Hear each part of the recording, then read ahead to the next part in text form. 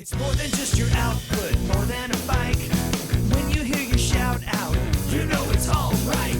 Put on your magic pants and let's go. We're cruising into the power zone. Clip in, set yourself free. Come on and take a ride with me. We know what you need to know and what's it all about. Everything you need, it's on the Clip Out.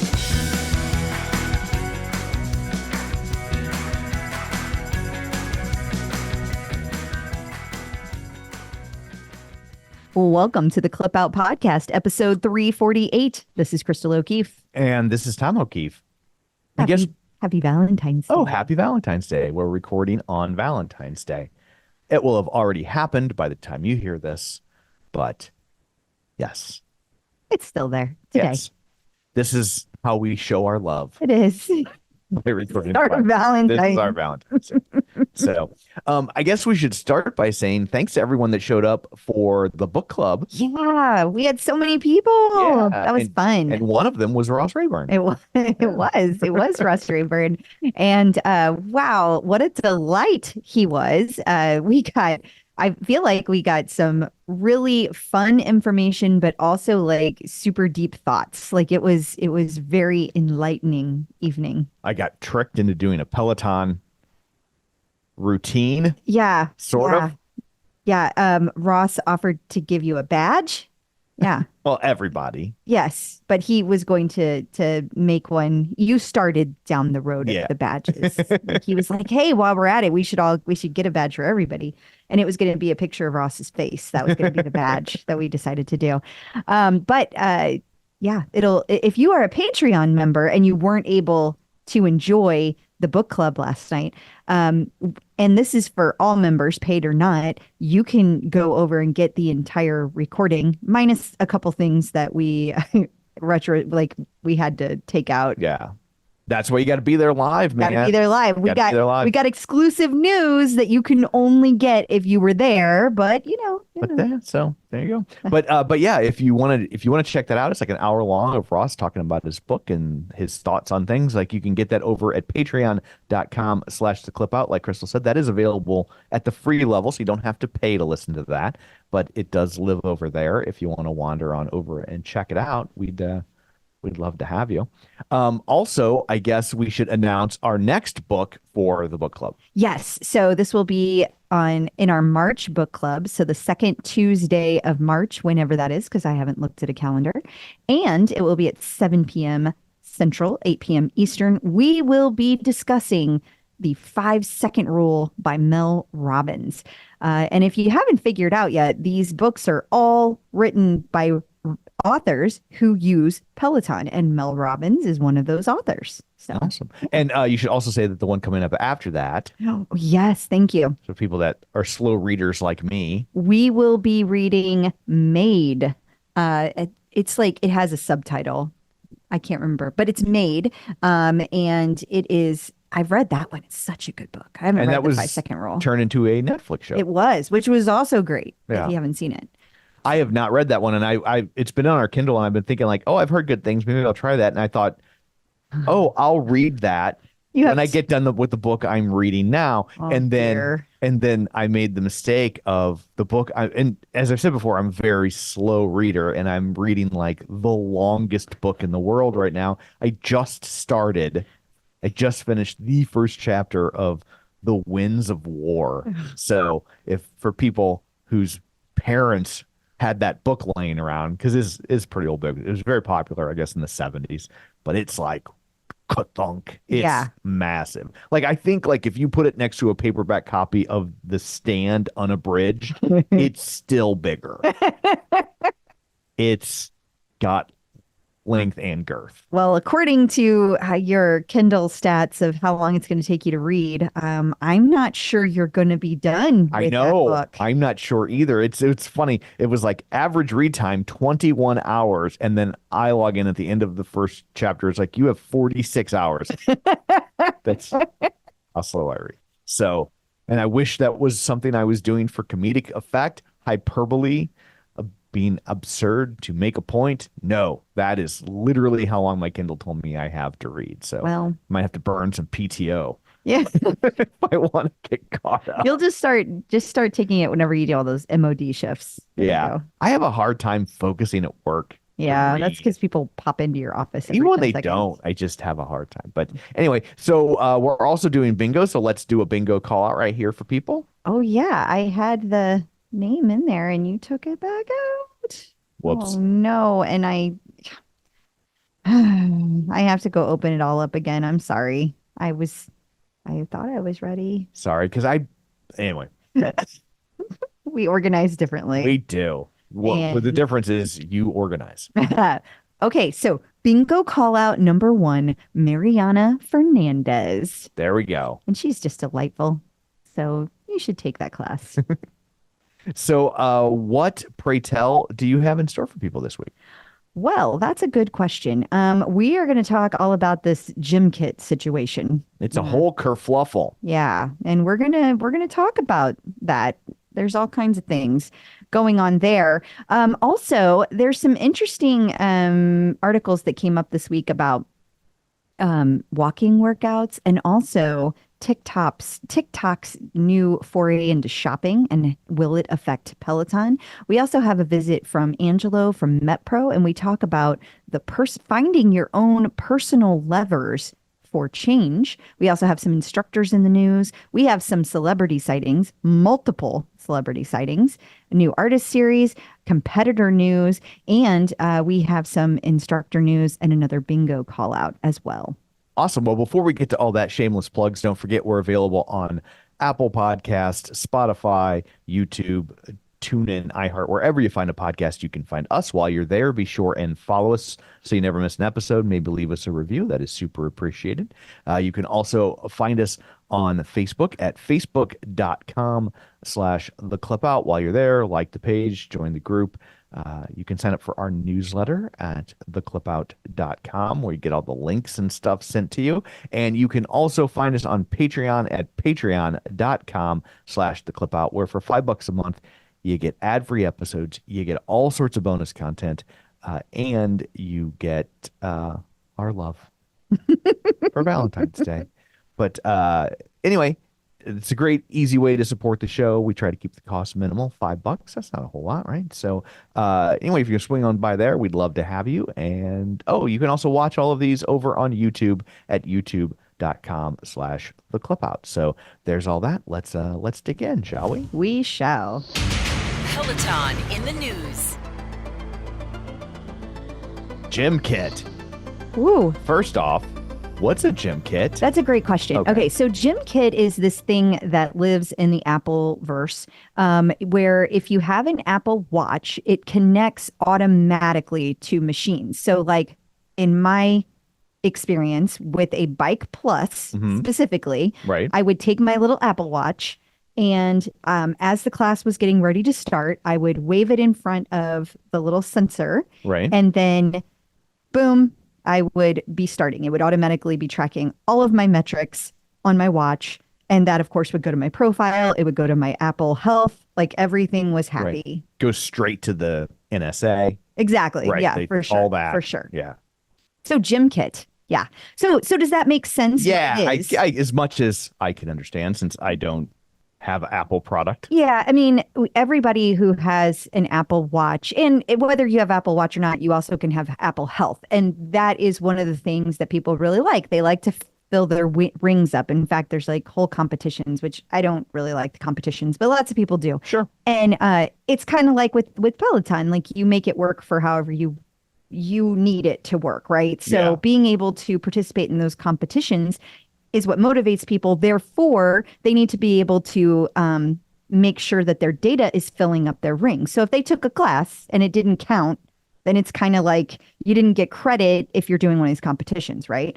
So that there's a lot of reasons why you would want it to fill up your ring. Some of it has nothing to do with competition. Some of it's just you want to track all of your health and you want to just be able to see how many minutes a day you're doing your workouts.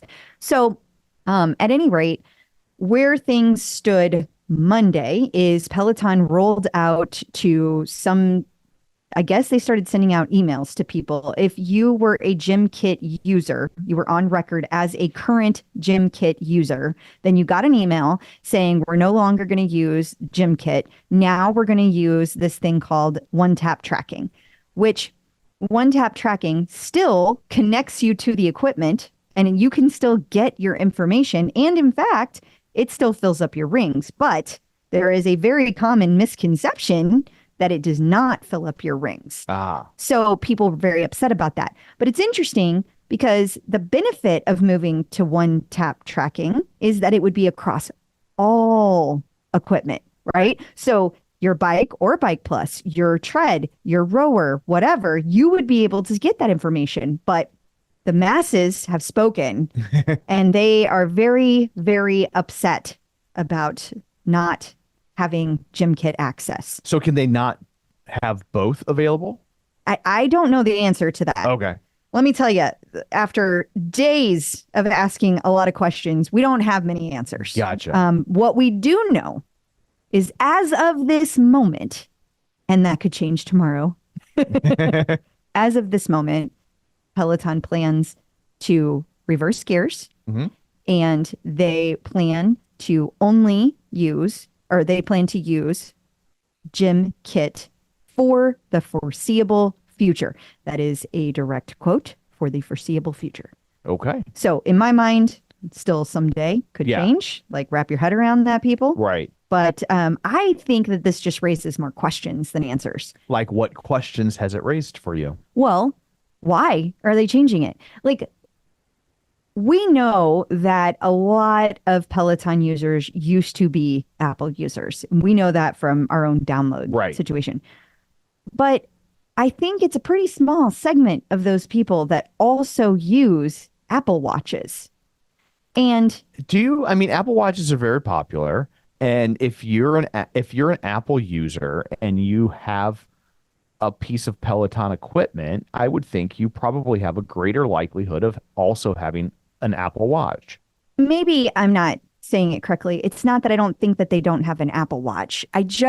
There's all kinds of ways that you can track your fitness and your stats. And I don't know that it's definitely, that it's linked, right? That like everybody who has an Apple Watch gives a shit about how they record it as long as it records it. Right. And like I record mine multiple ways, and because I have a Whoop and I have an Apple Watch, and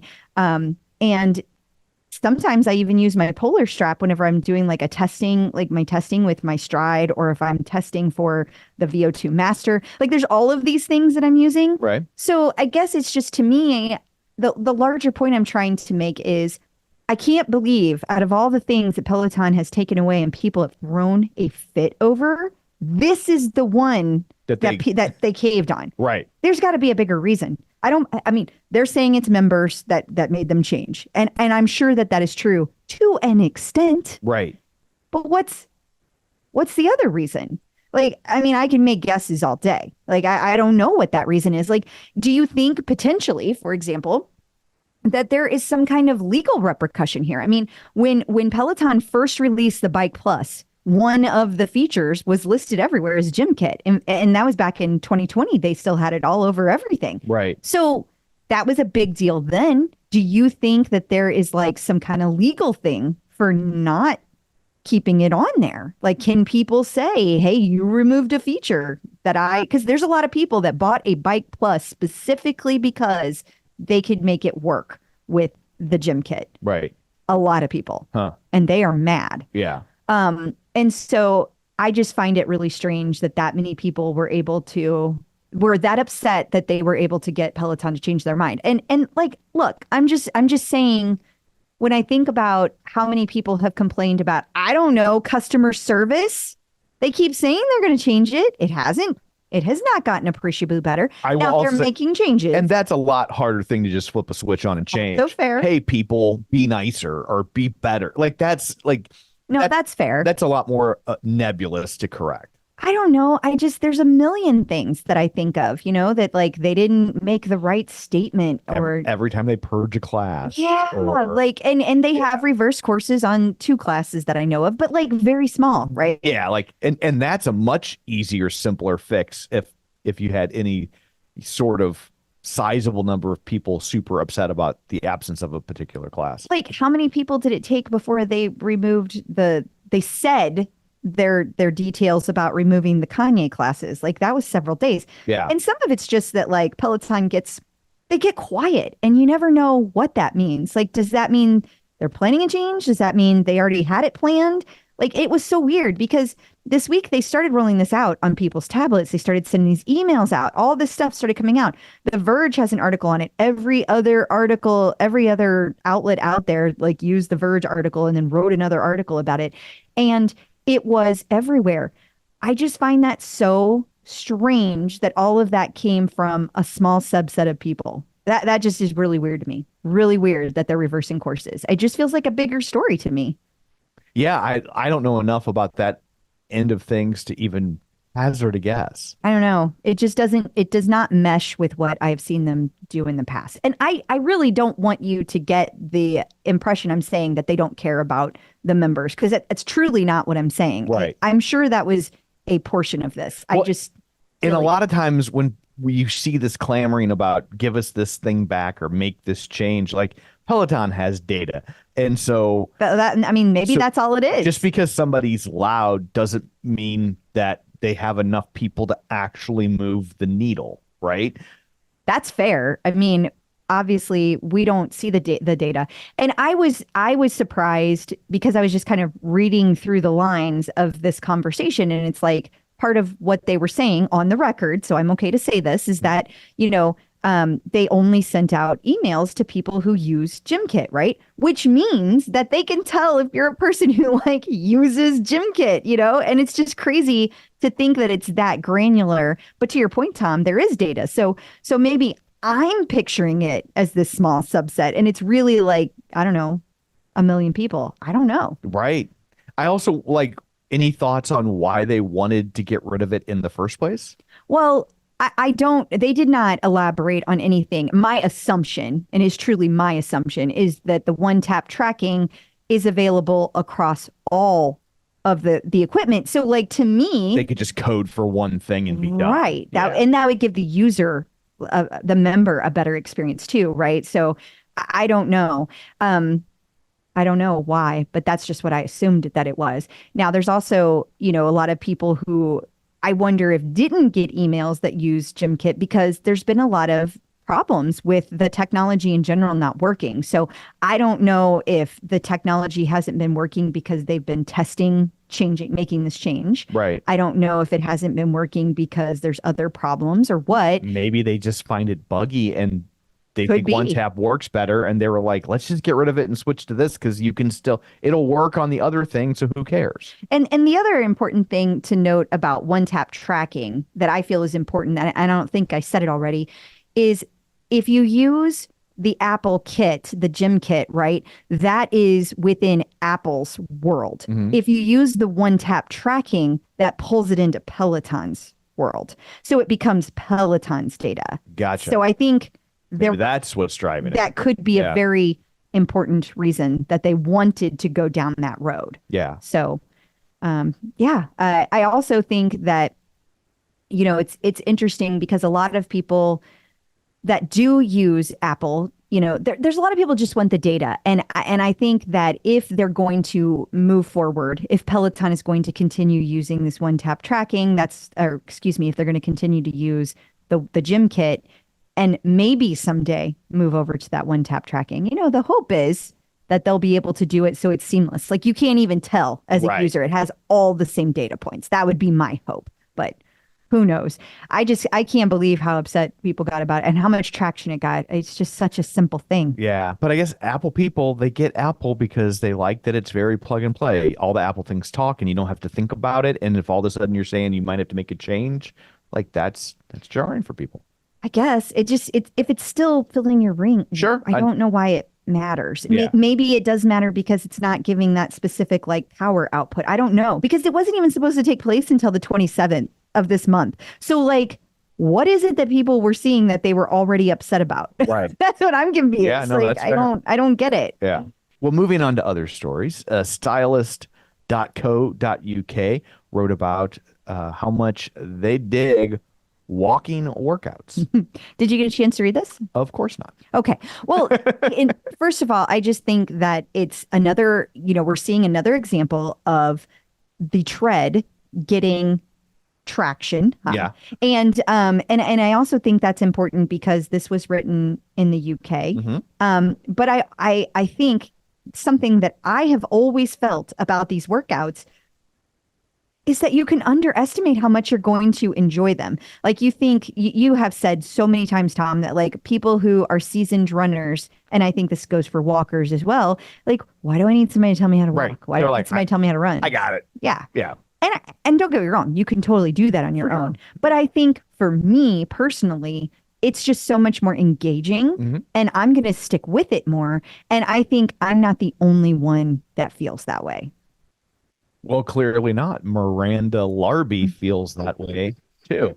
And I know this is on a .co.uk site, but Miranda Larby, that just screams .co.uk to me. That sounds like a British name. You're funny. Miranda Larby. I'm like, yes, she says lift and Laurie. Is that a thing you say? I don't know. The lift is. The lift is. It's so funny. When we came home from London, I had so many words in my head that people say in London, and they're all gone now. Like, the lift is still there, but other than that, they're all gone. Gone. Putting your groceries in the boot. Yeah, that's a good one. You're like, why are they all the way up in Canada? TikTok is testing its long-awaited in-app shopping feature. Yeah. And why do you care about that? Well, don't forget that recently Peloton teamed up with TikTok and they have, TikTok Fitness is their little channel or whatever. I suspect that we might be seeing shopping taking place right in the TikTok app. Interesting. You think they'll be selling equipment or do you think they'll be selling like apparel? Apparel. Gotcha. And I have noticed, and some of the other, the helper bees mentioned this, like I would say about a month ago, probably the most recent Lululemon drop, that they had noticed that there were instructors that if they were wearing Lululemon, they described it. Like they're kind of doing a shopping thing while they're on the bike. And ever since the helper bees pointed that out, like I can't unsee it. Like no matter what class I'm in, if an instructor is wearing Lululemon, they talk about it. So I think that you're going to see Lululemon being sold to you direct on TikTok, and you're going to see the instructors doing like shopping things. Like QVC. Yes. Type stuff. Yeah. And you might even remember that they did something like that over on Instagram. But as far as I know, they only did it once and they never did it again. Yeah. So I think they're going to try it again. And I think they're going to try it over on TikTok. And I have a feeling it's going to do well. Interesting. The Clip Out. Joining us today via the magic of ZoomTube, it's Angelo from MetPro here to answer all of your fitness and nutrition questions. Hello. Hi. Hey guys, thanks for having me back. Well, we are happy to have you here. And, last time we talked, we talked about goal setting for 2024. One of the things that you brought up is that there are the type of people that need to work on behaviors and consistency. And then there's another type of people, they're doing all the things, but they're not seeing the change they want to see.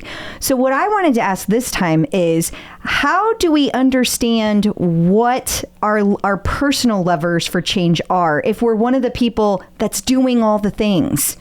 Oh, great question. I'm glad you asked that. In fact, that's a very timely question because at MetPro, we've recently just been doing a big research project where we've reviewed some of the newest research. In fact, we've taken 45 peer-reviewed clinical studies and trials, and we've compared it against what we have been finding with our clients. And what I want to tell you is that contrary to marketing and popular belief, nutrition and exercise are actually some of the most well-researched and studied topics. We have so much clinical research out there. So when some celebrity or professional trainer suggests that, they have found a new way to do, they've discovered something new and it's different than anyone else, and only celebrities and pro athletes know it, and you too can eat donuts and have six-pack abs. Be suspicious. Be very suspicious. Yeah. So here's what actual research is indicating. And while I won't be able to share all the studies we've gone over, we basically have broken it down by the most researched and most proven methodologies. And here it is. It comes down to calorie manipulation. So the same rules apply whether you're trying to gain muscle or lose fat, but we'll speak in terms of weight loss. That represents 83% of people who reach out to us. There is carbohydrate manipulation or control. There is exercise, and then there is something called nutritional periodization, or cycling your nutrition. And that can be done in short spurts, or it can be done on a macro cycle over longer periods of time. And so these remain really the four ways, the four levers that you have. Now, you might find this superfood that's really healthy and satiating, and it has high in antioxidants, and all of that is great. That is not going to be the deciding factor in body composition changes. At the end of the day, it's going to boil down to these four very well studied mechanics and how they interact with each other. The caveat is that there's pros and cons to each. So the thing to remember is your body craves homeostasis. That's a truth. Don't like change. That's it. Your body will constantly adapt and acclimate to try to prevent excessive weight loss or weight gain. Because your body knows you cannot exist in an ongoing state of either perpetual weight gain or weight loss. So it adjusts things biologically, hormonally, cellular level, on all the different systems that work together in your body. They adjust to try and recreate homeostasis. I feel like my body's a lot better at one kind of adjustment than another. Yeah, your body's pretty good at that. That's what people think, but that's only because we don't notice when it's working in our favor. Sure. That's true. How many times did we have, we gained a couple pounds over a bad eating week, but if you add up the math, we really deserve to gain a lot more. For sure. That was our metabolism working for us instead of against us. So with calorie control, that has essentially remains within the research. Clinical studies have shown that it is still the most single influential piece of the equation when it comes to predicting weight loss or lack thereof. So if somebody says calories don't matter, they are saying that in the face of literally thousands of pieces of research. So calories do matter. Your intake balance does matter. However, what happens is a downside to calorie restriction is it triggers something called metabolic adaptation, metabolic adaptation, metabolic drift, adaptive thermogenesis. These are all terms that relate to broadly your body gets used to lower calories and slows your metabolism. That's essentially what it means. I saw adaptive thermogenesis open for Yes in like 83. It was great. So what the new research is showing is actually somewhat scary. And basically what it's showing is this adaptive process. We used to think as trainers and nutritionists, we used to think that, oh yeah, when you eat less, your metabolism slows because you become a smaller person. So you weigh less, so of course your metabolism is slower.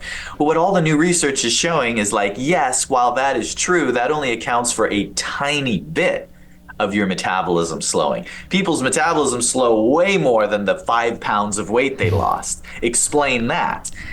So what's happening is this adaptive response in relation to dieting itself. And they proved that. So what they did was they actually measured RMR, BMR based metabolic rate, resting metabolic rate of some young men, college age athletes, oxygen chamber, the whole 9 yards. It was a very good clinical study because you have to read the details, where they underfed them. And the results were that you could see declines in resting metabolic rate in as little as 3 days. And that shocked some people. Now, they didn't lose 50 pounds in 3 days. They just changed their diet. You could start seeing those effects that fast. The good news is you could also see it increase when they overfed them. So it's really interesting to see what the science is indicating. So calorie control remains a reliable and proven method, but it shouldn't be applied in a vacuum. You need to understand that there are going to be some kickback on it, metabolically speaking, and so it needs to be applied to the degree necessary. Now, with carbohydrate restriction, the studies, the research does not all agree.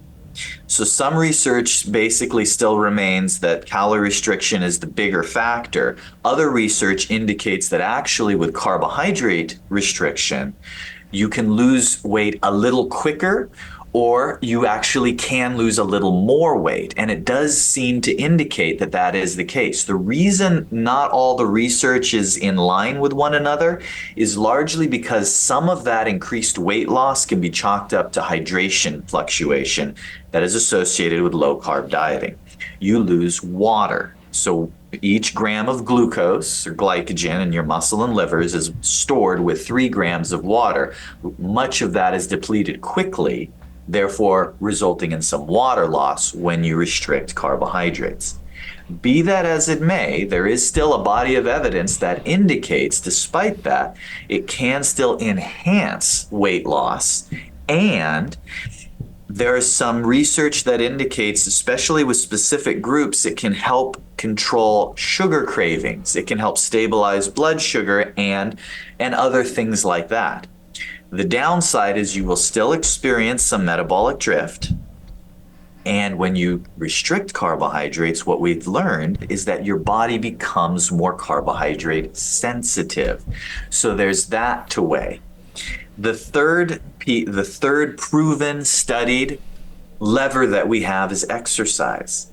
And now I'm going to give you a piece of bad news. You want to know what all the recent research suggests? You're not working as hard as you thought you were. Well, you might be working as hard, but you're not burning as many calories. It's not fair because I already know that answer. So the ACSM latest research that is based off of meta-analysis, where they've taken into factor hundreds and hundreds of research papers, indicate that we have to do between 150 to 250 minutes a week to prevent weight gain of greater than 3%. To just prevent weight gain of greater than 3%. So you'll still gain weight, it just won't be over 2 or 3%. Yeah. That's what the stats show. Yeah. So why isn't everyone throwing up their hands and saying, well, then why bother? I'm just going to focus on diet. Oh, I did. I just should I not have done that? I was like, well, thanks for joining us. This is the last episode of the Clip Out. Everybody can throw their Peloton up on the buy sell trade group. So here's why you have to ignore Tom. You have to ignore Tom because another meta-analysis, and this coincides with all the data we've gotten at MetPro, another meta-analysis where they evaluated thousands of different clinical studies that were deemed successful weight loss attempts. That's sustained weight loss of greater than 5% of your body weight. That's the clinical definition of that. In this meta-analysis, 88% of them, if they were successful, 88% of them included exercise, regular exercise. Exercise is massively impactful, but not necessarily for the reasons people think. So here's a big one. Even though someone can do the math and go, well, I just did all that exercise and I burned 150 calories, I'll just, skip my apple and peanut butter today and skip the exercise, everything works out equal, right? Right. Not so. Not so, because of that metabolic drift associated with decreased intake. So now what happens is, to lose the same amount of weight, you have to eat that much less. And when you eat less, all the research shows your metabolism slows down in compensation for that. So by virtue of being able to eat a little bit more and still lose weight, exercise has an extremely potent effect on your ability to continue losing weight and keep it off without plateauing faster. So exercise is huge. And the last piece is nutritional cycling or periodization. That's where it is our belief at MetPro there is a lot of opportunity most people leave on the table. And that is, it has proven conclusively your metabolism will follow your intake. So by having periods of calculated, some people call it refeeding, some people call it metabolic revving, where it's calculated, not random, where, well, I guess since I just ate that cheeseburger, today's a refeed day. Rather, actually doing it at a time that makes sense, you can refresh your metabolic rate. And we have seen tremendous results with our clients at MetPro doing that. And so by implementing in a multidisciplinary way, calorie control, carbohydrate control, exercise, and nutritional periodization, that's where we're able to get the best result long term. And that's the basic science that we help people implement and make simple for the average person to apply. So that's what the latest research is saying, and it's good. It's good. It means that if you feel like, man, I've tried everything and it's just not working, do not give up. There's a strategy that will work for you. Yep, I've seen it happen. We've seen it happen. I've had it happen. Exactly. It's amazing. It really is. It's not just as simple as calories in, calories out. Yeah. I know you just said a lot more than that, but that's the point. And you have to have a certain degree of patience. It's not going to happen overnight. Yes. Yeah. So if people would like this sort of information tailor-made to their fitness journey, where can they find you? They can find us at metpro.co/TCO. Awesome. Thank you. Thank you. Thank you, guys. The Clip Out. So we had a Peloton instructor leave and return. We will talk about her return when we return. Instructors in the news. Irene, whatever her last name is, has returned. So it used to be Schultz, and now she is married, and so it is Irene Kaymer. And her first class back was on February 13th, and she was super excited about it, posting on socials. And when we posted this article, we were like, "Who's ready to take a class with Irene?" And she was like, "I'm ready." Well, I would hope. Yeah. Yeah. I mean, she'll be there, so hopefully she's ready. That's kind of like if the Beatles were like, "You know what, Pete Best? Why don't you come on back?" Well, she seems to really be enjoying it. The other instructors that she works with, locally there, Right. Also seem to be really enjoying it, and that's really nice. Like, it's nice to have a happy ending here. Absolutely. So Robin Arzon was on the cover of a magazine. I'm not sure how to say the cover of this magazine. Veg, as in Veg. vegetarian. Okay. Veg Out, because she is a vegetarian. Okay. That's why I know that. Because at first I was like, I used to have a subscription to. Oh, no, that's no, an you E. didn't. I didn't have a subscription to this at all.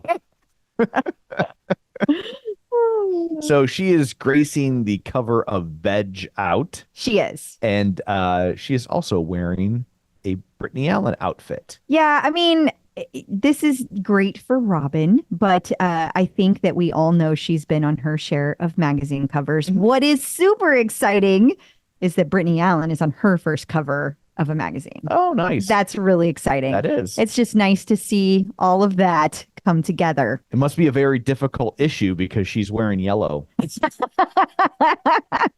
Nicely done, Tom. I listen sometimes. Sometimes.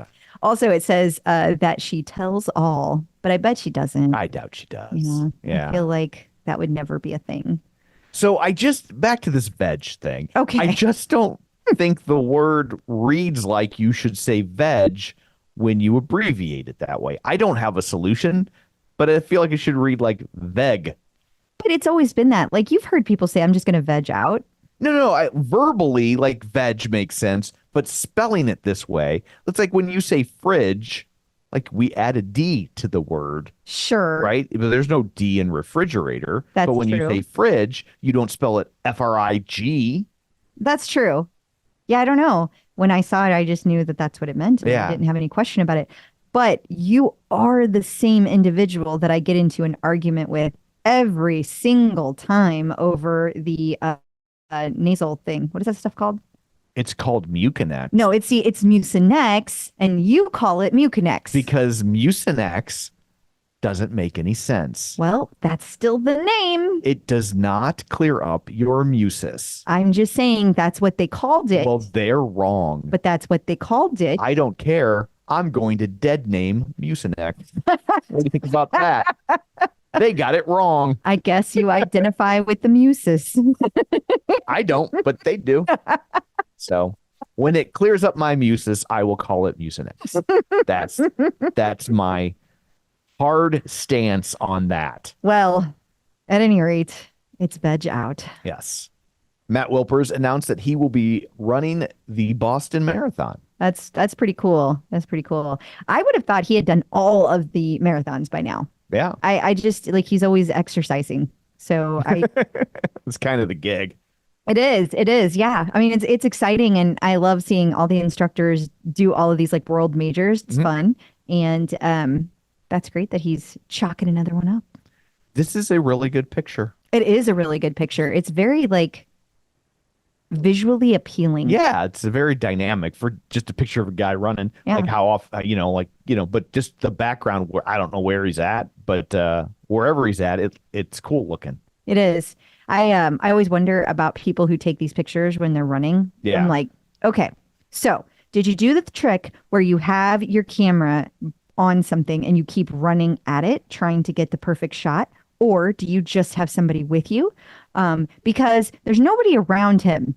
And that's hard enough to do in like New York, right? Yeah, my guess is this is a photo shoot of some kind, that there's a pro there with the tripod with probably like some crazy zoom lens where he might be like 400 yards away and that, and they can just zoom in and that way he doesn't have to like run 10 feet and stop and, they can actually get full strides to get that perfect shot. Well, so anyway, congrats to whoever. photo credit. Yeah. Mark Nallens, is that what that says? Marin Alons or Marina Lons. I don't know where I will mouse over it and give them full credit since we were speaking so highly of them. That's a good idea. Marina Alonso Rojas. Well done. Well done indeed. Peloton celebrity sightings. So we have two celebrity sightings this week. That we do. One I think we've seen before, but the one that we have not seen before, to the best of my knowledge, is Judy Greer.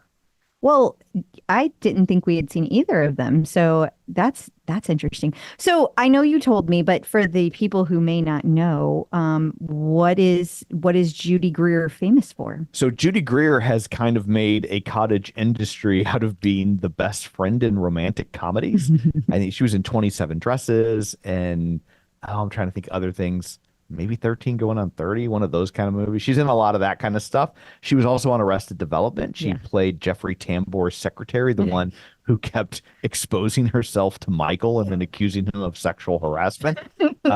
She was in the Halloween sequel that came out in 2018 where they ignored all the other movies except the first one and Jamie Lee Curtis came back. Yeah. The really good one, the first one was so good, but the other ones were hot garbage. But the first one was really good.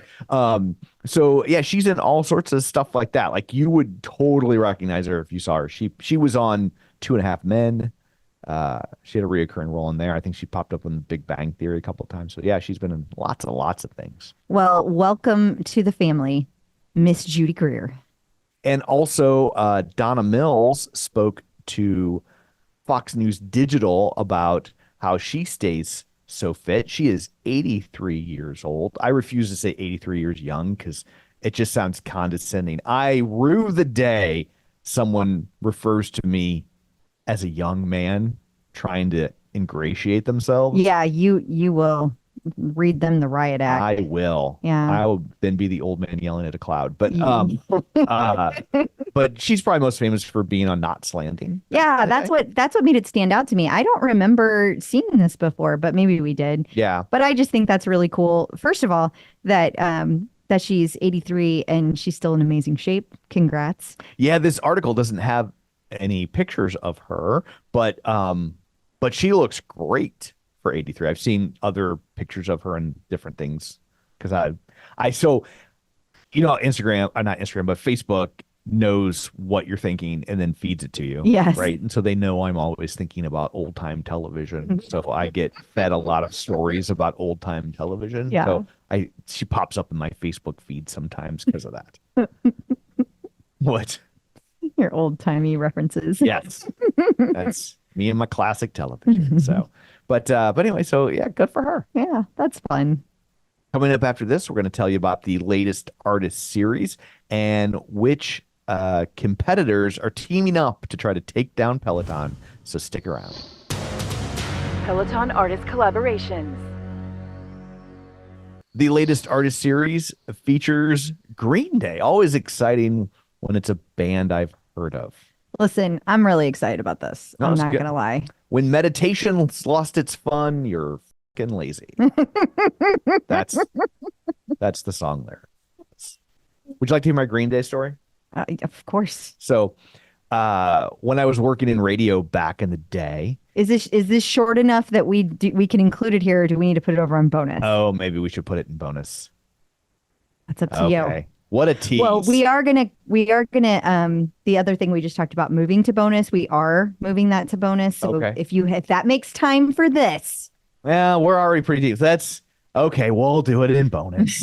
If you want to hear my Green Day story from my radio days, you'll hear that in this week's bonus episode. So I will keep things moving. But yes, you have a Green Day artist series in your future. There are a lot of classes, including 3 lane breaks. Now, here's the thing about this, Tom. This is only the Dookie album. Oh, because they're celebrating Exactly. 30 years of Dookie. Yeah, exactly. Yeah. Yeah. What? That's exactly right. Yeah, because I'm like, yeah. So the only thing I was disappointed about at all is that the lane break run is only 15 minutes. Oh, that's still probably like 19 songs. That's true. They they're are a pretty punk short. band. They are pretty short. Yeah. So I'm looking forward to this. Also, I thought it was an interesting pairing that the run is going to be with Camila Ramon. Like, I don't really know her music taste. It just Right. it wouldn't have been like, oh, who would be perfect for Right. this. Not that I'm like against it. Yeah. Just it didn't pop into my head. A yoga flow where I can guarantee you will hear the time of your life, which I know is technically called Good Riddance. Yes. Don't add me. But if I had said Good Riddance, like half the people would have been like, what the hell song is that? That's so true. So, yeah. Yeah. Well, Denis is doing the yoga flow, which is 30 minutes. So you will also hear a lot of other hits. Yeah. I'm just like, they don't have very many songs that I would think lend themselves to yoga. Well, I will say, now I don't know how Denis is doing it, but by the time this airs, we will already know the answer to this. But Right. sometimes Denis goes in and finds new arrangements. of Okay. things. So potentially, maybe Green Day has like done an acoustic version of that. Yeah. Of different songs. I have no idea. Yeah, I'm No, like, Wake Me Up When September Ends that was kind of long. and Good Riddance. Like, that's what I got, like, for slower Green Day songs. Well, it is a yoga flow, so maybe he's like moving things along. Maybe Okay. it's a little more power yoga. I don't know. We shall see. Yeah. Well, we won't, but Yeah. you guys will. You did do that meditation yesterday. I was trapped. Ross Rayburn trapped me. He's a wily one. You gotta watch him. Checking out the competition. Wahoo and Zwift, Wonder Twin Powers Activate, are trying, it's according to this, teaming up to challenge Peloton for at-home biking workout supremacy. I'm like, but are they? So I mean, truly, I kind of don't think that they are, because wasn't it just last week we talked about that, like either Wahoo or Zwift, one of the two, like they had just made all these layoffs in the last 3 years. yeah, like So- and what they're describing in this, which we'll get to, like it sounds like there will be people that will, For sure, will sure, absolutely yeah. be into this, but I don't think anybody's going to be like, well, I don't need a Peloton anymore. I think the people that are going to want this, either we're never going to get a Peloton because they're road riders, Mhm. or they're always going to have both and they don't care. Yeah, no, I agree with all of that. So tell them what they're doing. I didn't read it. Oh, I think it's a training thing so you can use your bike at home. You can use your road bike. Okay, so this is the Wahoo Kicker Core Zwift 1. The Wahoo Kicker Core Zwift 1. Yes, that is the name of whatever they are releasing. Yes. Okay, so what is it? It is not a stationary bike. It's a smart trainer that you can attach to your own bike, and it is compatible with all 8 to 12 speed bikes and offers a realistic indoor cycling experience. So there is virtual shifting capabilities, 24 virtual gears, and it's ready to ride right out of the box, and it connects instantaneously with your Zwift platform. Well, you got to set it up, but besides that, it's done. Does it have GymKit? That's the real question. I don't know. Probably not. That's not how people in this world would be tracking it. But it does say that you can buy this for $599 in the United States. Okay. So I agree with you, Tom. I don't really think it's a competitor, but there are people that like they have moved over to that, but they ride sure. outside a lot. Yeah. I don't see this as the average person who enjoys a spin class is going to want to do this. They do have fun games from what I hear, though. For sure. Like, I'm not even bagging on it. I just think that, like, yeah, like people that want a Peloton or a Peloton-like experience. Yeah. And if you're really into your road bike, this makes total sense and is probably great for you. Yeah. But I just think that they're two very different audiences. I agree with you, because like I wouldn't want to take my road bike and set it up on this thing, because that's too much. Like, like it's too many things I have to take apart. I don't like it. I don't like it. And there are people that like do it in 2 seconds and they make it look easy. And that is not me. Like I end up crying every time I have to take the tire off my bike. Yeah, that is not how this household is. Last night, it literally took 3 of us Forgot about that. to change the battery and a smoke detector. It was mostly because it was really high up in the ceiling. It was very high up, and I'm a Shetland person, and so my son had to help because he's taller, but he's even less mechanically inclined So than I they am. tried to explain what he needed to do. Twist, and, like push and twist, and like, yeah, it was. no. But we got it done. We did get it done, and the dog was very thankful. Yes, because she heard that beep and she was cowering. And it in wasn't the like a corner. nonstop. It wasn't like the alarm was going off. It was just like every once in a while it would go. And she and was like, just like, what is happening? aliens are invading. Yes. But yeah, that's a great way to sum it up. Well, at least we know if the house ever catches on fire, Twix will awaken us. Yes. She will jump on top of us and be like, make it stop. Yes. I don't care if you're going to die, but I need that to stop. We'll be awoken by a coughing dog.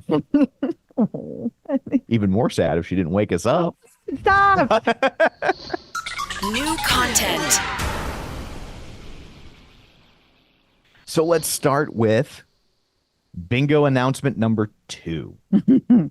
Well, thank you for remembering that we had a bingo number 2. Well, before we started, you did remind me that we had a bingo number 2. I was trying to give you credit. Don't. Okay. I'll wait for when I actually deserve the credit. Well, bingo number 2 is Jess Sims. Make sure you've taken a class with Jess this week to check it off. Okay. Is Ross this week? Because I took a Ross class. No. Oh, damn it. Yeah. There goes my bingo card. I would have been up to 2 spaces. Because you got the free space. Well, the free one. Yeah. I was there. Okay. So TCO Top 5, we reach out to you and you tell us what you like best, and then we share it with other people so maybe they can pick a class instead of scrolling. One day I'll come up with a catchy way to say all that. Okay. But Today is not that day. Is not that day. All right. Yeah. Well, it is perfect that you were just talking about Ross because he is our favorite Peloton yoga this week. Okay. This is from January 19th of 24. It was a 30-minute 80s yoga flow.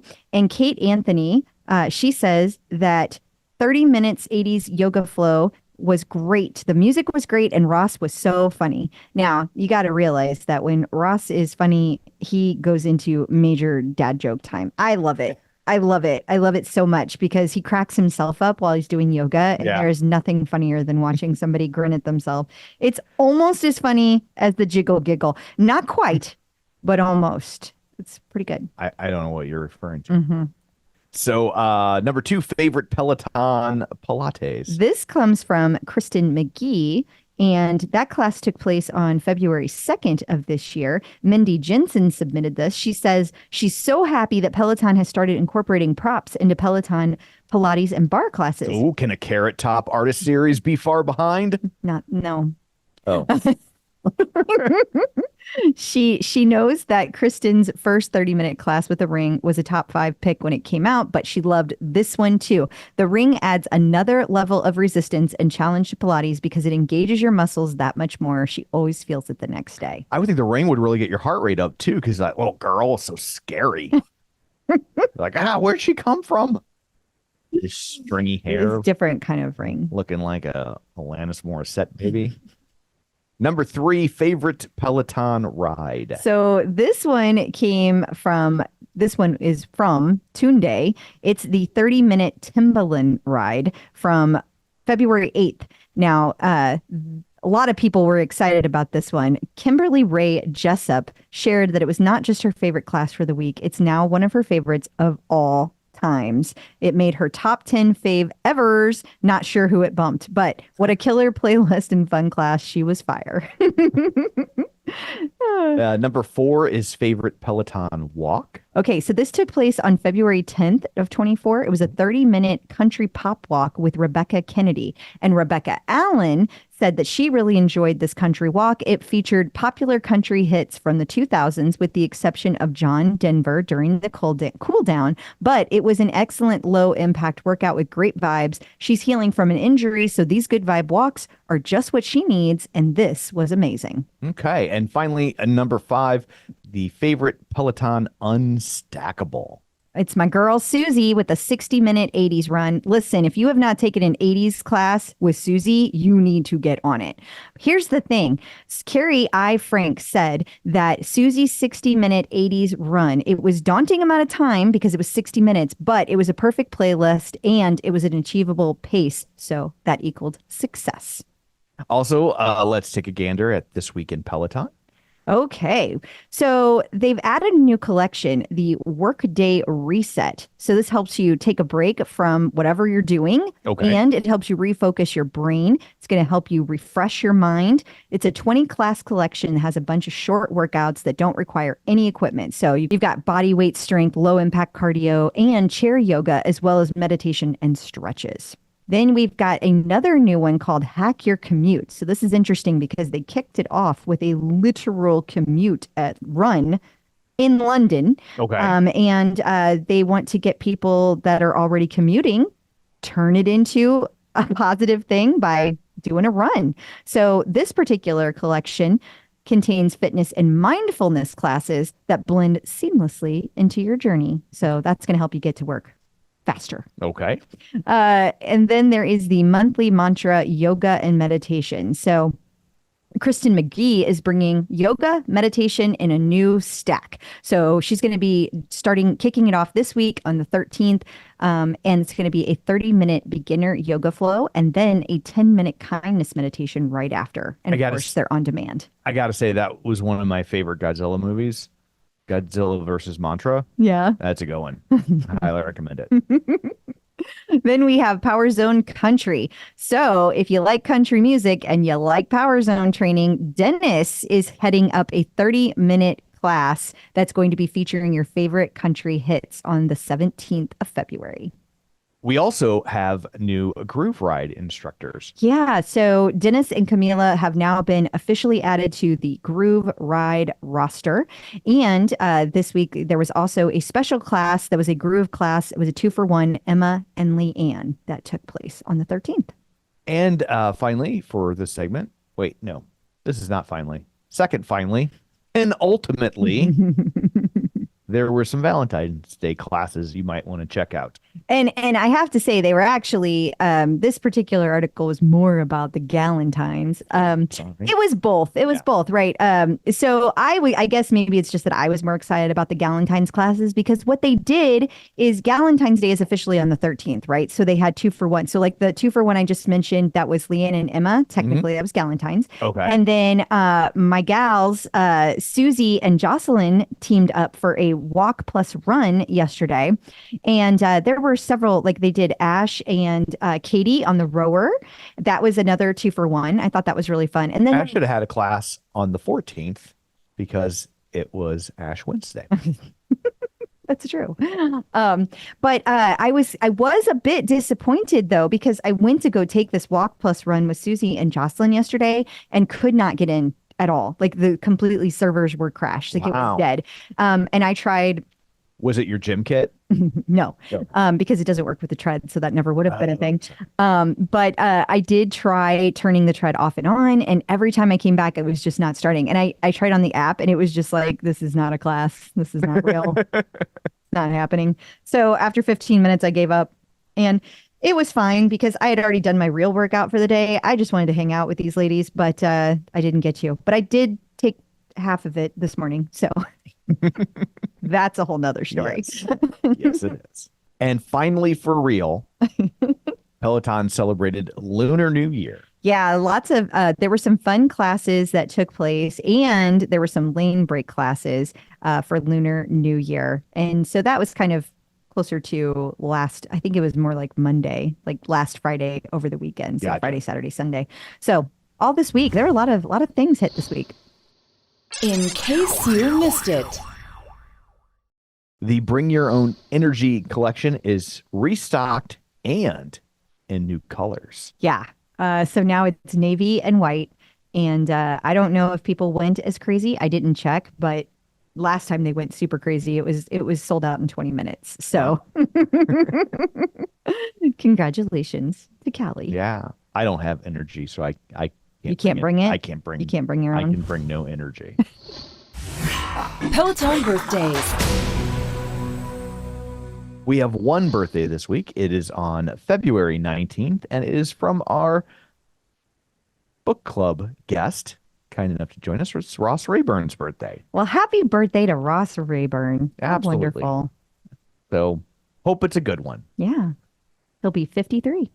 Oh, same as me. Mm-hmm. His 53 looks a lot better, though. Well, he does have a very beautiful head of hair. I know that bothers you. Well, thanks for pointing it out. No problem. And coming up after this, we're going to talk to our guest of the week, Careen Joscelyn. So stick around. What a delight. Checking in with the Peloton community. Joining us today via the magic of ZoomTube is Careen Joscelyn. Hey, Careen, how's it going? Hello. I'm doing well. How about yourselves? Well, we are doing well too.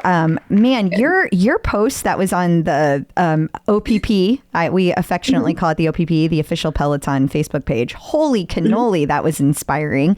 Thank you. I guess maybe just to give people a little bit of background, I know I'm kind of asking questions out of a different order than I usually do, but maybe give us a little background of what like prompted you to post that and how we got to that place of you posting it on the OPP. Sure. I was really hesitant actually to post it to begin with. And I think one of the reasons was just out of shame, out of where I was. But then I really thought about it and I thought that maybe I could inspire someone, that perhaps someone else is going through a similar story or knows of someone who is going through something similar and that maybe it could help them. So that's when I decided to post it. So like, I know that like when we set ourselves up for certain specific kind of like, I'm going to do this or I'm going to do that, I know that it can be so full of all of these pressures we put on ourselves. Is that what you mean when you say that like it was a sense of shame that you were feeling? Can you tell, like, maybe describe for people who didn't see the post what that post included? Absolutely. Sure. Well, because I was someone who was always a very active person, very avid runner, very into health and fitness. And then when I became sick in 2015, I was sprinting on a treadmill and out of nowhere, I lost complete feeling in my right foot and I fell, I sprained my ankle, and I had a nerve conduction study done, and it showed that the myelin sheath, which is the fatty outer layer that covers your nerve, and it allows those nerve impulses to travel, that cover over my peroneal nerve was completely gone. So I was unable to lift dorsiflex, move my foot. Oh, I had a foot drop. And because of that nerve injury, I developed what's called complex regional pain syndrome. It's CRPS. And it's a debilitating neurological condition where the pain is like totally out of proportion to the original injury. And it was like I was on fire. And like I was being stabbed. It was just awful. Taking a shower was like being tortured. Everything about it was insane, the amount of pain that I endured. And as a result of the medications to treat that and being immobile, I gained a substantial amount of weight. I believe 46 pounds was how much weight I ended up gaining. And so for me, coming from where I was to that, it was just very hard. It was just very hard to transform into that. And so having that picture, it was just a reminder of where I was and how unhappy I was with myself at the time. Yeah. So I'm assuming that's a rare condition. I've never heard of it. Not that like studying diseases is my hobby, but it is very uncommon. It is. My first thought was like, well, now that I got something new to worry about. I know. Add it to the list. I didn't even know that was a thing to be concerned about. Add it to the list. Oh my word! You know, it was around for a very long time prior to the Civil War, but it was really during the Civil War that those cases really brought attention to the disease. But there is a Netflix series about a young girl who has CRPS and her struggles that she went through with it. So I think the word is getting out a little more. What is that show called? It is rare. To be honest, I can't remember the name that's of okay. it. Yeah, sorry. That's okay. Yeah. I'm sorry. No, it's no big deal. We'll find it. We'll find it. We love documentaries. That's why Tom is asking, and we love to be educated on these things, because it's like, you know, we are so lucky to be able to talk to so many people, and so we end up learning just a little bit about things, like a lot of things, but like we like to try to dive a little deeper into stuff instead of just learning the surface of it. Right. Yeah. So for me, being a nurse, it was hard because I had never heard of it. And so a lot of doctors, I'm seeing doctors and they were like, oh, I don't know what that is. And so it was just a very scary time. Yeah, that's what I was going to ask. Was it hard to figure out what was going on? Because it's so rare. It's not top of mind as an option. It was hard. I just happened to have an appointment already pre-scheduled with a neurologist to talk about migraines. And when I came into the office and he saw my leg in the boot, he asked if he could take a look, and I allowed him to. And when he saw my leg, he's like, "Oh my God, you have CRPS." And I'm like, "What?" I had a feeling when you were like, "This thing happened and I had a nerve conduction," or whatever it was called. And I'm just like, I think somebody skipped a chapter. Like that's there's no way that you're just like, let's go to the nerve induction service center and get that looked at. Like, well, that's the thing with medical care. Like, it's not like we have like a diagnostic that you can just like plug something in and figure out what's going. I mean, for sure. And there's so many symptoms, and that's super complex because like I get migraines. I wouldn't have thought to go to a neurologist for my migraines, and I know some people have them, and not only do they have them constantly, they have them like they're super debilitating. Mine are like annoying, but very rarely do they get bad enough. I like have clusters of them. And if I get like 2 in a row of the aura or 3, I know it's going to be a bad one. But if I just get one, oftentimes it's not that big of a deal. So it's like really different for different people. It really is. It is. So tell me, go ahead. Finish that thought, please. Oh, well, what I was going to say, what led to the nerve conduction study was when that injury initially happened, my husband brought me to the ED, to the emergency department. And so they were like, and it was a small town hospital. The MRI was shut down for the day. They did an x-ray. Of course, that showed nothing. And all they could do was pump me with pain meds. And then they were the ones who said, okay, you need to have a nerve conduction study. So that's where that transitioned to. I followed up with an orthopedist and had that test done. Do the pain meds even help with something like this? Do you know what? I was on every pain med possible. We started with Percocet, hydrocodone, fentanyl, medical marijuana. I had epidurals, sympathetic nerve blocks. None of that worked. The only thing that worked for me, and I'm actually very grateful, a really smart doctor said, I read a study on medication that works for chronic nerve pain, and it's methadone. Low dose methadone taken twice daily is very helpful with that's a scary jump. Yeah, I was gonna say, wasn't that terrifying? Oh my God. It was terrifying because of the stigma surrounding that. Well, not only the stigma, but oh my God. As a nurse, weren't you scared you'd get addicted or get drug tested? Oh yeah, I didn't even think about at the time I wasn't working as a nurse. I lost my job because of how sick that I was. So that was unfortunate. I mean, I was on the couch. I was getting up to go to the bathroom, and that was my life. So I was living on the couch. And for someone who, as active as I was, I mean, I would get up in the morning, run 6 miles before work. I would work all day. The kids would get off the bus. We would go for a 3 or 4 mile hike together. On the weekends, we would go to the state park and we would hike. So I was someone that was always moving and always very active. So to go from that to lying on the couch all day long, depression, it was sure. awful. It was absolutely devastating. Yeah, I totally get that.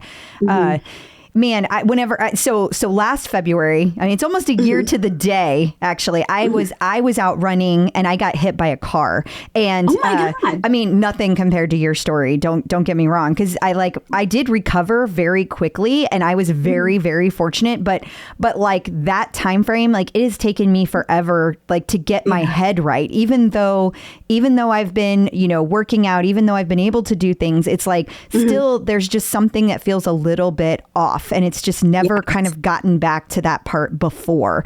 It's weird. It's just really strange. The trauma that you go through when you experience this, all of your independence being taken away. You were thriving. Of course, that's going to feel awful. It is awful. It is. And to what you were saying about independence, and I am also visually impaired. I have a disease called retinitis pigmentosa, which I was diagnosed with back in 2005. So that was something that I already had prior to this event happening to me. And I'm unable to drive because of it. And the stress of dealing with this sickness and this injury, it exacerbated the RP. And so I was sent to a specialist in Boston, and he thought, in addition to that, I think you have an autoimmune component to this. So he prescribed chemotherapy. Oh my God. So I was on chemotherapy for 3 years in addition to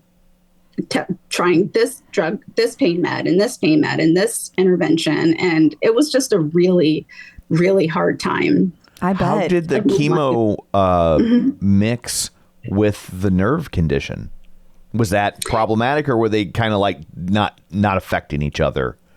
They really, in one way, it wasn't really helping it. And they thought, maybe this will help it, but it really didn't. And one of the drugs, it was called Velcade.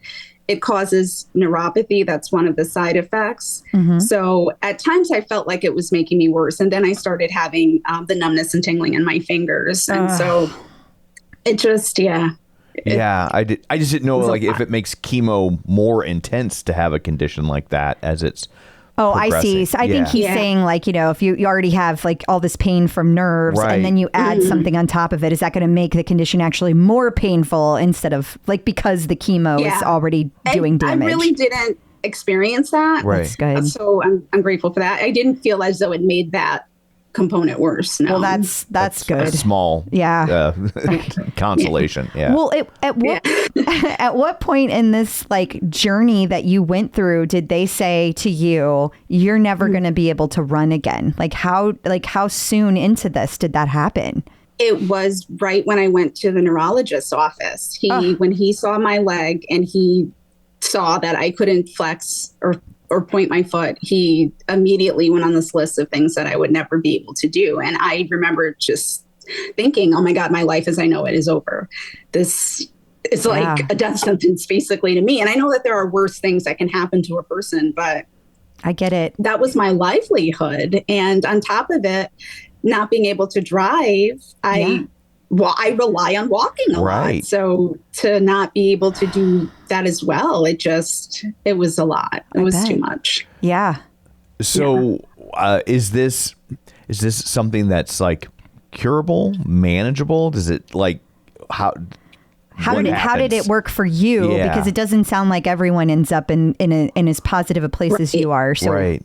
To be honest, out of everything I've tried, the methadone is the only thing that worked. And I was prescribed that in 2019, and I was on it until 2021. And I would say, took majority of my pain away. I mean, I was living in 9 out of 10, 10 out of 10 pain days and down to maybe a 1 or a 2 out of 10. And now I, for the most part, am pain-free. I do have some days where I have very minimal pain, but I would say maybe a 3 out of 10 is my max. How does it work? First of all, I'm really glad to hear that. Yeah. I'm so glad you are feeling so much better. you. But like Thanks. during this journey, how did they get you from feeling like, are you saying that the methadone cured it, or like what happened that you were able to start running and you were able to like feel better? What did they do?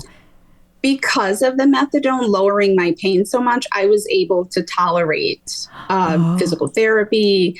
I was getting into the pool 3 days a week, doing aqua therapy, aqua jogging in the pool, and doing specific pool-related PT exercises to help strengthen my ankle. Okay. And so I was able to actually start moving again because the pain was too severe that I wasn't able to before.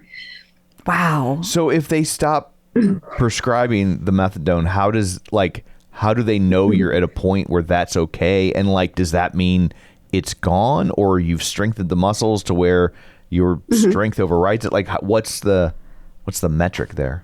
Well, the nerve did repair over time. Really? I'm not 100% as I was before at all. I still have some deficits, but I'll take those deficits. I mean, I can run and do all those kinds of things, so I'm fine with it. Yeah. But the problem with the methadone is I don't think a lot of doctors know about this, and I don't think a lot of doctors are willing to prescribe it. For example, we have a friend who has an amputation from an injury, and his doctor is not willing to prescribe it for him. So he is suffering a lot. So that is something that is very hard, and I wish more doctors would get on board with. My doctors locally have a few patients that have chronic nerve pain and have been taking it for years. So they felt comfortable prescribing it for me. Wow. So were you? Oh no, go ahead.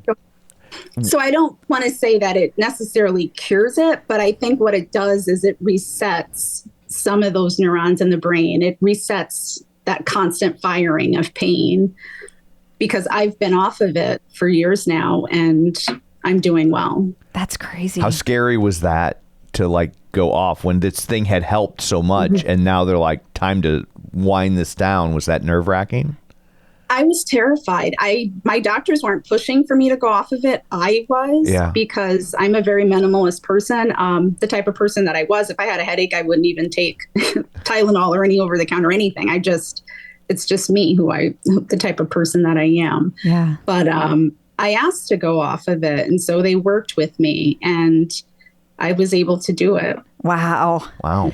You are a strong lady. Yeah, no kidding. Thank you.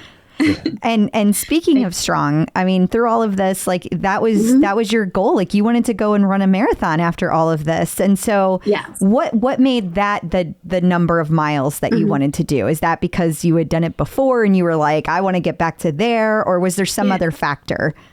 I have never run a marathon. It was always on my bucket list. And so when the doctor was like, no, you're not doing that, that's when I was like, I'm aiming for that. That's what I'm aiming for. But when I really got back into running, my mother passed away May 19th of 2021. And she was my best friend and my biggest fan. And so running was always a way that I dealt with grief and stress. So I really wanted to do it again. I really wanted to run again. And so I started doing the run walk programs that Peloton offers. And their You Can Run audio program. And I started building up. At this point, I had been walking again. So I was able to walk for 30 minutes. And then once I was able to walk for a full hour, then I started working on the running and walking component together. And once I was able to fully run again, I said, you know what, I am going to do it, and I'm going to do it for me, and I'm going to do it for my mom. And so I did it. And I don't know if you can see behind me, but that's my medal and the certificate on the top. That's amazing. Congratulations. Yes, well Thank you. What a badass you are. That's awesome. Holy cannoli, you've been through the ringer. I have just a very logistical question. Since you do have the not being able to see and you can't drive, how do you run safely? Like how do you train on a treadmill or outside without being scared? It is scary. It is. And the disease that I have, it's like a tunneling vision. So I do have some central vision, but my peripheral vision is gone and my superior vision is worse than the rest. So low-lying branches, kitchen cabinets, I hit my head a lot on those kinds of things, but I overcompensate by turning my head a lot. And I'm fortunate enough that I live near a rail trail and there's no cars, it's bikes and people, but nice. It's a pretty safe space to run. And I'm very excited also to say that I applied for a running guide dog and I was approved. So yes, and it's Guiding Eyes for the Blind. They are the only company that does running guide dogs in the world. Oh my God. And so I will be receiving him or her. 2026. Unfortunately, I have to wait, but that's I mean, it makes sense. I'm sure that there's a long list, and it's not just like 3 weeks of training and they're ready to go. But oh, how incredible! And it's a process that the dogs go through too before I even meet the dog. So wow, that's incredible. So that's going to be exciting. Does that mean that you want to run another marathon? Is that on your list? I'm thinking about it. I am running the half marathon April 13th, but I'm thinking about doing another full. Very exciting. Either way.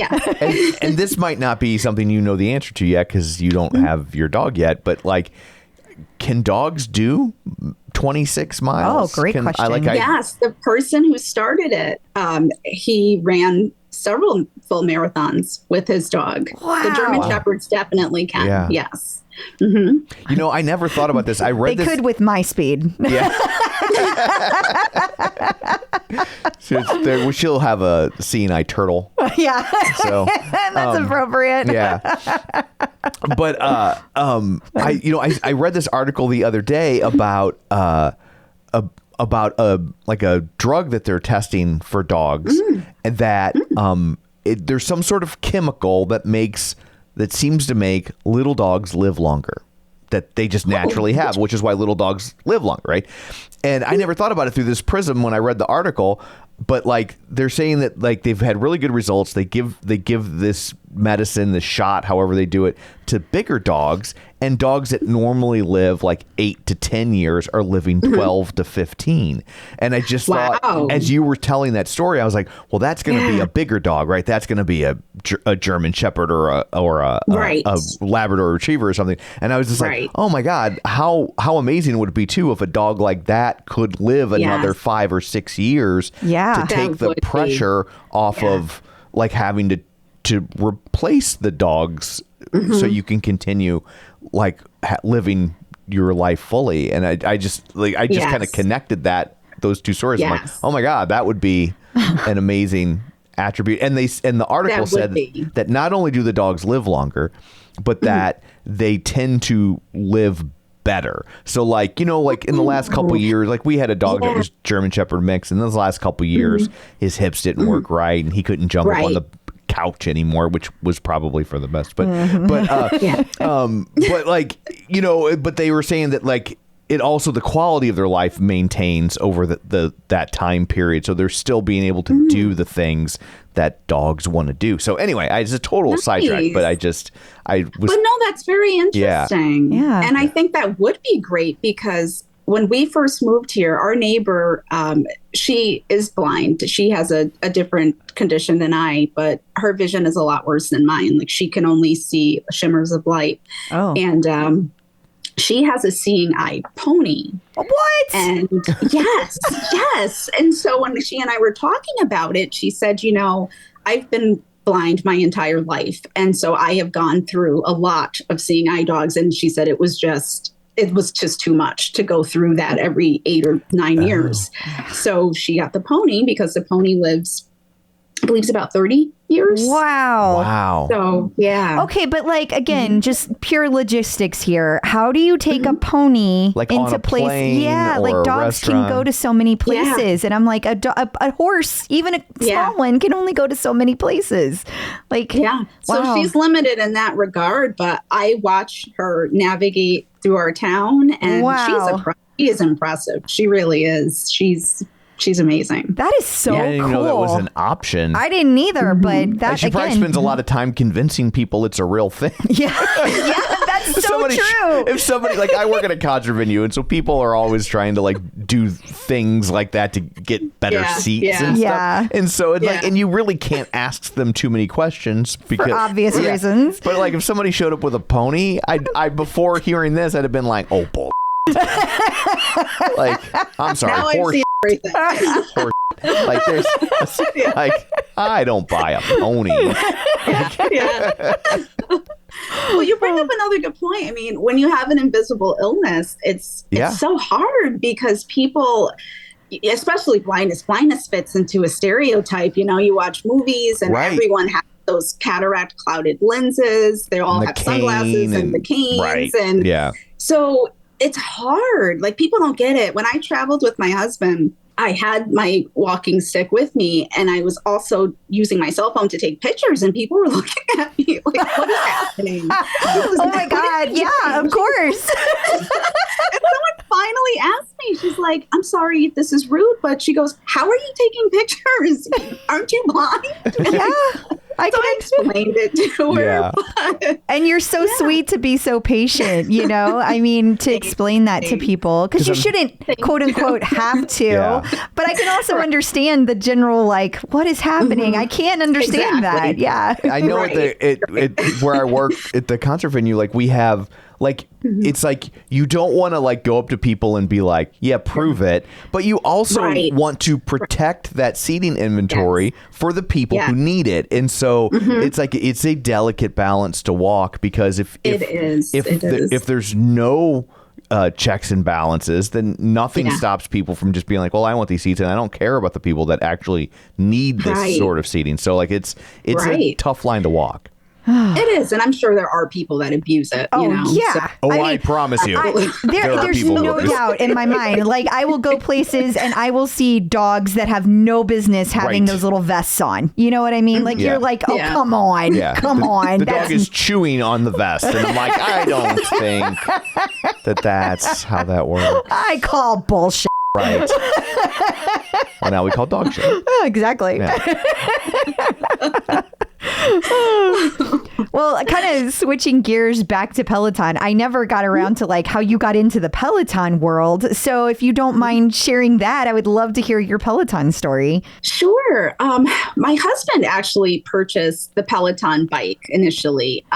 My youngest son, he is on the spectrum, and he was having a difficult time at school. And so we made the decision to homeschool him. And to be homeschooled, you have to still participate in physical education. So my husband said, hey, what about getting a Peloton bike? So I said, all right, let's do it. So we initially got it for him. Yeah.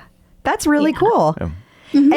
And then, so who is your favorite instructor? Oh my God, Susie Chan. I love Susie. I do too. She is such a badass. Her running that bad water. Oh my God. Right? She is so amazing. She really is. And she's very humble and she's soothing. And whenever I take her audio distance running workouts, she just makes you feel like you're okay. You're going to be okay. It's going to be fine. And there's just something about her. But really, all of the instructors, for different reasons, they're all amazing. I just love them all. Yeah. No, because I don't just run. I use Peloton pretty much for everything: yoga, Pilates, cycling, even the meditation. That's great. Running, walking. Yep. That's awesome. Yeah. So do you have a tread as well, or like I have a treadmill, but it isn't a Peloton Gotcha. tread, but I have the Peloton bike. I would love to get the Peloton tread.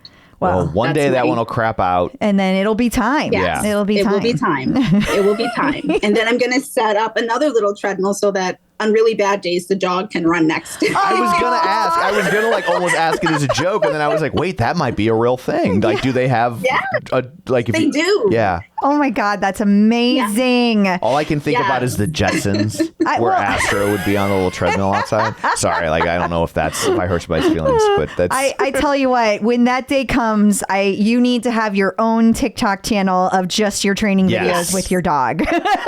You will go viral. Air it all over YouTube. It's Oh yeah. I can't wait already. I'm so excited for you. I am so excited too. I really am. Oh yeah. Awesome. Well, what is your leaderboard name? It's Love to Move. Oh, very nice. Love to Move. So love_to_move, because that pretty much sums me up. I'm just constantly moving. I started my own virtual fitness and wellness community designed to get people to move more and to be less sedentary. So that's just always something that I've been really passionate about.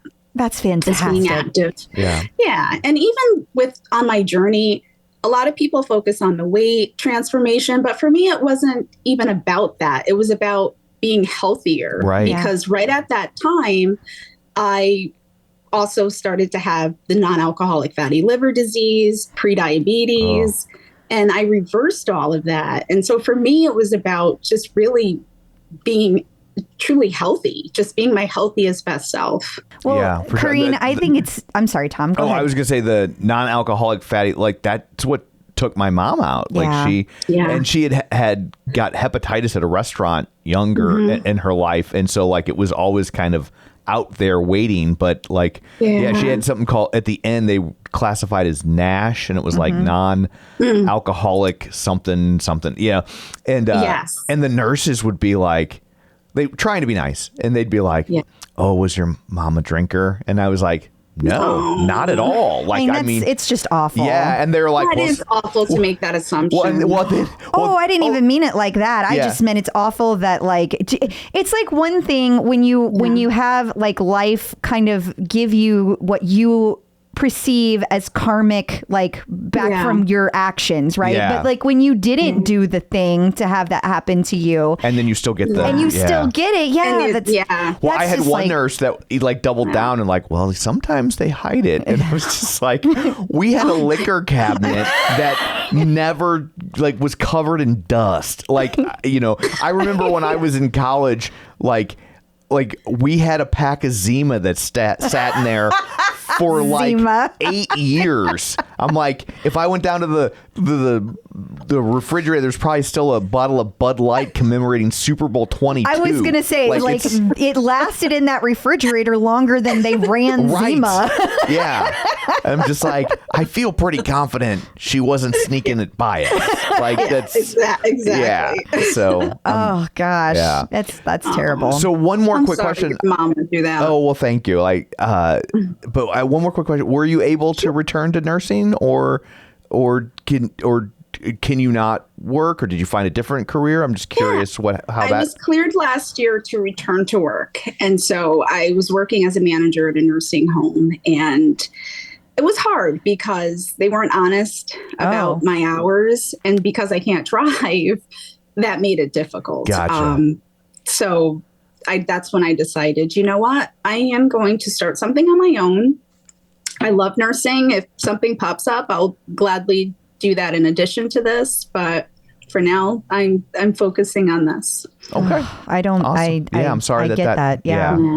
I'm sorry that happened. Hard. I mean, I have a lot of years of experience. I have a master's in nursing, and it's tough. I was like, you probably have a lot of not only time but money invested in it because it's not cheap to get those degrees. Yeah. And that qualification. Yeah. It's not. It is not. I hate hearing that. Well, I'm sorry I ended on a question. Yeah. Well, I will say, I think it's incredibly inspiring that not only have you been through all of these things and you have such a wonderful outcome and a wonderful outlook, but also that you advocated for yourself and you kept going back to the doctors and you kept pushing. And like, I know it's exhausting. I know that. And I can't even imagine. That's just from the little things that I've had to deal with. I can't even imagine these chronic things that last forever.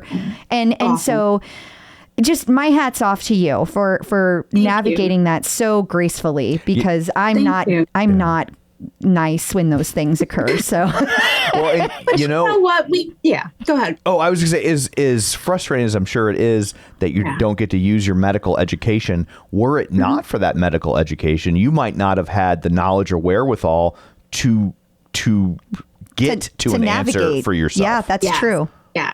And I think having that credibility made it so that doctors would actually listen to me. Yeah. And I think that's sad to say, but you know, I think if it had been different, maybe they wouldn't have, you know, so that it definitely helped, but it's hard. And my husband, I mean, there's something to say about having, you know, a spouse during all of this, because he was a huge advocate for me. Because there were times, even though I'm a nurse, I wasn't able to advocate for myself because I was so in so much pain and so medicated. The drugs that I was on. Yeah, I bet. Oh my God, it was so hard to even have a conversation with me. I was so forgetful. I was just not sharp at all. I was constantly lethargic. So I was just in a very different place and I wasn't myself. And it's hard when you look in the mirror and you don't recognize yourself and you don't feel like yourself. I was just a very slowed down version of me. And so even then it was hard to advocate for myself. I just think having that nursing background and the doctors knowing that I was a nurse, that they listened more. Yeah. I'm glad. Makes sense. I mean, it's unfortunate, but I also get it. Like I do too. Yeah. I mean, again, it's kind of like unfortunately, there's always people that take advantage. Like, there's always people. Yeah. And then there are always people that don't get listened to who aren't taking advantage. And it sucks. It's like, but I'm glad you threaded the needle and I'm glad you are in such a good place. Congratulations. On everything. And if you, regardless of what race you decide to do next, if any, we'd love to share that with the community when that happens. So please keep us updated. I will. And also when you get your dog, keep us updated. She wants dog pictures. This is what this is really going to come down to. I will. And February 27th is the anniversary of my injury. So I really would love to do a run, get a bunch of people to run together that day to celebrate being able to run and being able to move. So we need to put that out there in the Peloton universe, because I know that they would. I would run with you. I would totally run with you. Good. Absolutely.